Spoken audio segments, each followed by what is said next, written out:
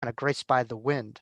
But it wasn't, I had evidential validation from different intuitives and mediums prior to me becoming a C-list celebrity and writing my books. So I just knew whatever I was seeing had evidential backing to what was, what came through in many different readings. Uh, but but yes, I know you do bring up the life in which I completed suicide in my last lifetime, and I do think, and I do know that my that my experience had something to do with that last lifetime. So you've had a lot to sort of overcome emotionally, psychologically, and Yes. that all drew you to kind of want to help other people. Yeah, my near-death experience and in my experience that I had, is what I had, but what I was able to kind of learn after it was more profound than the experience itself. And so, at least for me, I was suffocated, and that was a very difficult time for a young child to go through. It was very scary. I could only speak for my experience for what it was. I wish I could offer something different, but I had to be honest. But from letting go of suffering and surrendering, to this higher awareness, to this higher consciousness, that really propelled me and saved me. And so I really try to use that within my own life or when people are getting stuck. In my last lifetime in which I completed suicide, my back was against the wall. I had a lot of different things, but I felt very much trapped. And so I think really it's learning the art of surrender to a greater force to propel you and carry you through these difficult moments that could allow people to pivot and to have resolve when they're hydroplaning in the human experience many times. Well, as I said to you before we got started, the experience of reading your book and just the fact that you were Jewish and Mm, Orthodox and all of that, and that you were such a small child when you had your experience, connected me with my small childhood and the experience of being a young child, and brought back some memories. And I don't know why it did, but this was very strange. Now, this may be something everybody knows about. And if it is, I apologize for even talking about it. mm. But maybe nobody knows about it. I don't know. But I am entirely Danish. And I was born right at the end of the Second World War. And Denmark is a little tiny wart on the Mm, northern edge of Germany. And the Danes, when the Germans on some random Tuesday decided to conquer Denmark, all they had to do was walk in, because mm, what could the Danes do? And one random Tuesday, they decided to conquer Denmark, and they did. And they decided then immediately that what they would do would just tell all the Danish Jews to start wearing the star, mm, which they did. And so the next morning, oh, a little background, because all of my ancestors are Danish, and there was a Danish expat community in Worcester, Massachusetts. wow. My all my ancestors lived there. My grandparents met and married there. My parents met and married there. And Wow. that was where I grew up. So that's why everybody I knew when I was 3 years old, it was basically a little tiny a Danish, ghetto, as it were, in Massachusetts. Everybody was Danish. And so they were following the war from there. So the next morning, after the country had been conquered, King Christian X got up that morning, put on the Jewish star, and got on his bicycle and rode around Copenhagen wearing the Jewish star. And so Mm, everybody in Denmark, the whole country, knew to put on the Jewish star, and they did. Therefore, the Germans didn't know who was Jewish, who wasn't. And they did this for several weeks. And every night, the fishermen would fill their boats with the Danish Jews and would ferry them to Sweden, hmm, and from where they were able to escape to England into freedom. And so when I was a little tiny child, I was taught that all the Danish Jews were saved because we got them out. And I should be proud to be Danish because we saved all the Danish Jews. So one of the first things I learned, and I knew it my whole life, was to be proud to be Danish because we saved all the Danish Jews. Now, I didn't know when I was a small child what any of that meant.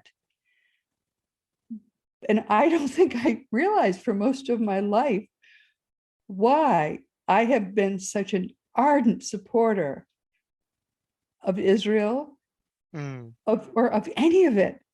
But your book awakened all of those memories in me. And now I sort of get things about myself that I never knew before. It put it all together. And it was kind of surprising. It's surprising what children learn from their people and what these cultural memories really are. It just was, it's curious to me what children learn.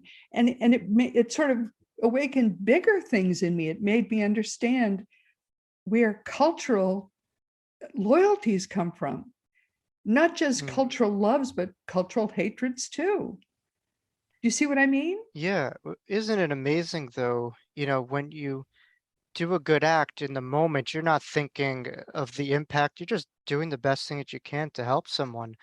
But when you sit back, at the end, you kind of see how the ripple effect of your actions, and that's, a microcosm of life itself, where in the moment we're just doing our thing, we're doing the best that we can with our information and our energy, and then we just kind of come to the end of it and have an actualization of wow.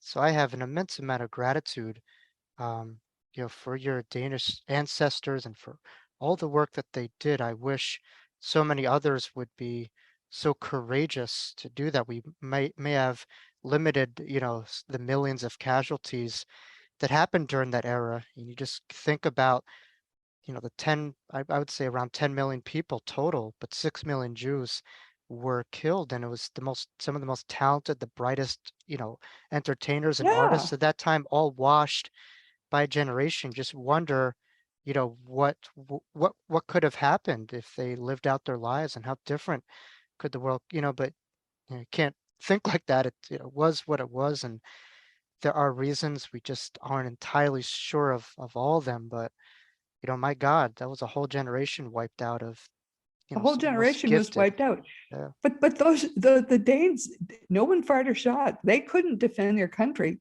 But there was one thing they could do. They could confuse the Germans for long enough to mm, save those people. Isn't that amazing that they dared to do that? incredible.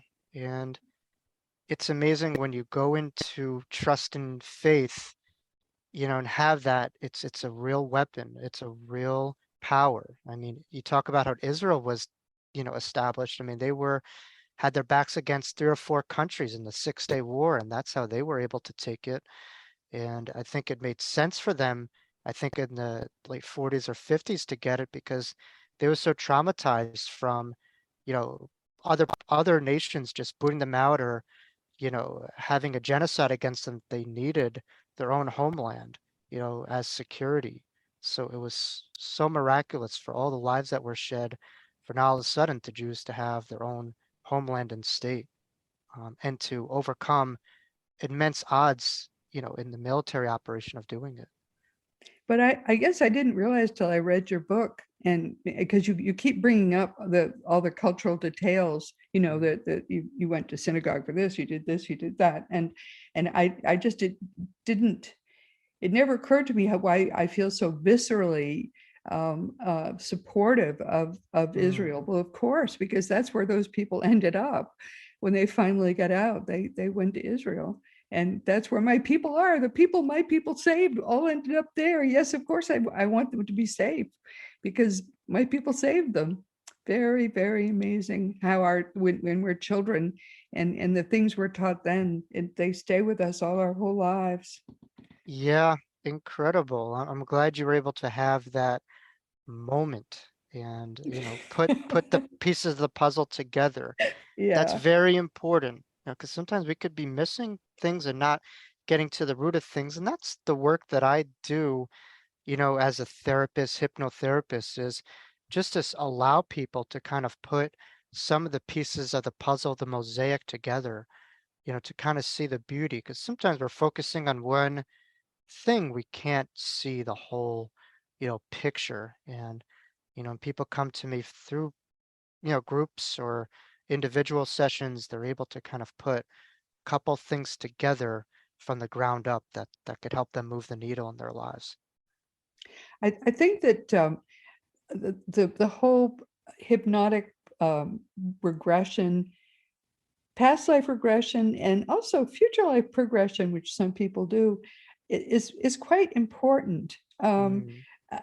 I have had a little of it, not much, because my own spirit guide won't allow me to do past life regression. Is that Thomas Edison or that? Yeah, I did my homework. But correct me if I'm wrong. Thomas Edison doesn't want to be known as Thomas Edison because that No, no, it's not Edison, it's Jefferson. Thomas Jefferson. Okay, okay, Right. Yeah, he doesn't want no, he definitely is past that lifetime now. right. But no, the I've learned quite a lot about Mm. the separate lifetimes we lead and how they affect us, and how being regressed helps us to get past the traumas of our different lifetimes and basically move forward, and it's all quite exciting, and it's all quite amazing. One of the things I've learned is those lifetimes progress. For example, I was allowed to remember a meeting that my guide and it basically initiated so that I could get some things straight with Thomas Jefferson. And they were both in that same meeting, and they were two different people. My guide and Thomas Hmm. Jefferson are two different people now, although at one time he did live that lifetime. A regression therapist, he and I have lived 17 lifetimes together. And while he won't allow me to be regressed Mm. to the lifetimes I've lived with him, he did allow a regression therapist to ask some of my previous lifetimes questions, and those 17 different me's met with me, and they were 17 different people that I got to meet with that were once me, all in the same room. Wow, wow, Different that's people, though they're different people now. So I have learned, and this is so fascinating to me, I have to mm. say, Jacob, they're different people now. It's interesting, because when I do my regressions, I kind of view our cells as kind of like a book, and you would know this. You've written, I'm sure you can keep track. Was it 17 or 18 books you've written? Kind of like the amount of people that you saw in the room, right? But Yeah, it's kind of like from one author to another author. You could understand when you write a book, sometimes you skip around and then you come back to something. And I think it's kind of like the journey of souls that we have, where we have yeah, one lifetime that has maybe nothing to do with that last lifetime, but it's like from 1 to 5 that we go, or like 1 to 10. So it's just interesting how the different lifetimes, are interwoven, from like just like couple yeah. other lifetimes to this one. But I think we have to bear in mind that there's a far greater intelligence involved, in the charting process of our lives. And, It is so oh, fascinating. and so I was in a reading and someone once said, why do you doubt yourself so much? And I do this a lot. And, I'm Yeah, type well, A perfectionistic. And they said, when you doubt yourself, you not only doubt yourself, but you doubt all the people around you, your loved ones, you doubt God, you doubt your spirit guides. So you're not just doubting yourself, but you're doubting intelligence, that's far greater than doubt has. So why do that? you know, it's Yeah. so true that there's such a beautiful